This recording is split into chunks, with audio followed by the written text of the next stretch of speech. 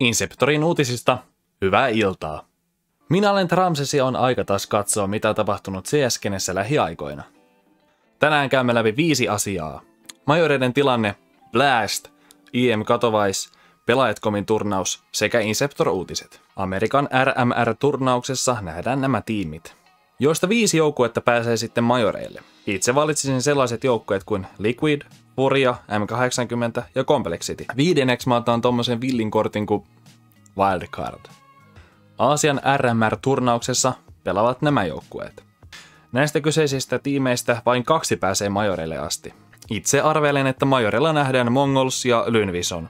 Voi olla myös mahdollisuus, että Tailuu vie paikan. Viime uutisissa mä mainitsinkin siitä, että tällainen tiimi kuin Rare Atom pelasi Kiinan Major Qualifierin Open Qualista suoraan Closed Qualeihin. Tiimin valmentajana toimii suomalainen Twista, joka joskus oli myös Ensen valmentaja. Valitettavasti Rare Atom tippui suljetussa karsinnoissa, eikä heitä tulla näkevään RMR-vaiheessa. Euroopan RMR-turnauksessa nähdään 2 eri lohkoa, A ja B. Jokaisesta lohkosta pääsee 8 tiimiä majoreille sekä molempien lohkojen 9 taistelevat keskenään viimeisestä paikasta. A-lohkossa valitsisin nämä joukkueet: FaZe, Virtus.pro, Navi, G2, Falcons, Eternal Fire, Koi ja kyllä toi perhana Amkalla varmaan pääsee sinnekin, kun veti 3-0 tuolla Closed Qualifiereissakin. Ja sitten 9. voisin ottaa ehkä Nipin tai Fnaticin, mä en tiedä kumpi niistä tulee olemaan enemmän unstable tuolla RMR-puolella. B-lohkossa on sitten näitä joukkueita. Näistä jos pitää 8 valita, niin ottaisin Vitalityn, Maussin, Spiritin, koska se Donk, jumaliste, sillä osuu, Monte, C9, Astralis, Ense ja Heroic. Ja Disorder-peli meni sitten GL tai Apex, ja GL varmaan sitten pääsisi Nipi ja Fnatic ja Apexin ohi, niin että hän olisi sitten viimeiset majorilla. Jos suokin kiinnostaa arvailla, ketkä tiimit pääsee majoreille ja ketkä ei, niin semmonen nettisivu kuin Majora Sim on tosi kiinnostava. Siellä näkee niin kuin millaiset matchupit tulisi, jos tietyt tiimit voittaa. Ja sen perusteella sä voit vähän katsella, että okei, ehkä täällä on vähän vaikeat päästä, kun se on noin lower bracketissa. Ja joo, toi on, niin, kannattaa katsoa sitä sivusta, se on hauska. Seuraava osio. Blast-turnaus, jossa Aleksi B:n johtava Navi dominoi pelejä.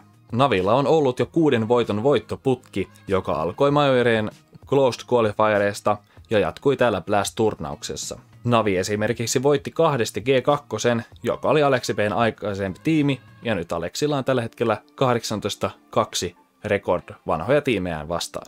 Blastin turnaus oli myös sen takia erilainen, sillä heidän partnerit olivat vaihtuneet. Esimerkiksi EG, joka oli lähtenyt CS:n parista, oli myynyt paikkaansa C9:ille, ja sen lisäksi olivat kutsuneet 3 uutta tiimiä, Gamer Religionin, Falconsin ja Spiritin.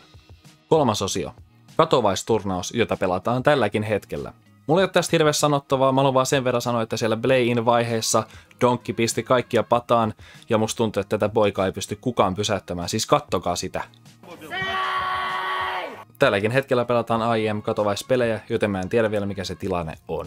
Sitten olikin breaking news Suomesta, nimittäin Havu ja Slovi ovat päättäneet purkaa sopimuksensa ja Slovi ei enää pelaa Havussa. Slovilla oli jonkinlaisia henkilökohtaisia ongelmia, jonka takia halusi sopimuksen purkaa.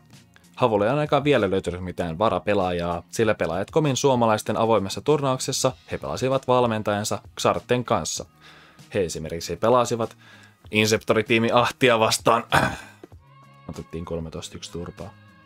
Mutta se oli ainoa peli, jonka Havu voitti siinä päivänä, sillä Havu hävisi heti seuraavana matsin Smoothie kuin Silkkiä vastaan. Pelaajat.comin suomalaisten Qualifier-turnauksesta pääsi läpi sellainen tiimi kuin Too Much Video Games, ja he pääsivät kansainväliseen karsintaan asti, jossa finaalissa valitettavasti tippuivat.